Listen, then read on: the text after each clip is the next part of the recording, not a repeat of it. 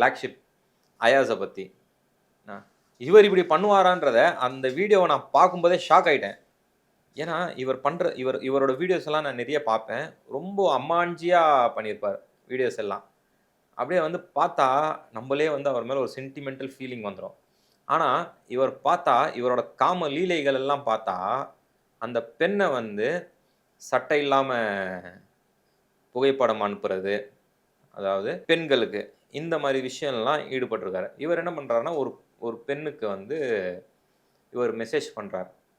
நான் வந்து இந்த மாதிரி அயாஸ், நான் ஒரு செலிபிரிட்டின்னு சொல்லிட்டு பேசும்போது அந்த பெண்ணும் இவங்க என்ன பண்ணுறாங்கன்னா, ஓ இவர் ஒரு செலிபிரிட்டி இல்லையா, இவர்கிட்ட ஃபாலோவர்ஸ் அதிகமாக இருக்காங்க, வந்து இவர் வந்து ஒரு நல்ல மனிதராச்சே, இவரோட வீடியோஸ் எல்லாம் நல்ல வீடியோஸ் ஆச்சுன்னு சொல்லிட்டு அந்த ஒரு கண்ணோட்டத்தில் அவங்களும் பேசியிருக்காங்க. அவங்க பேசுனது என்னவோ ஃப்ரெண்ட்லியாக பேசியிருக்காங்க. ஆனால் இவர் வந்து தொடர்ந்து பேசும்போது ஃப்ரெண்ட்லியாக பேசலை.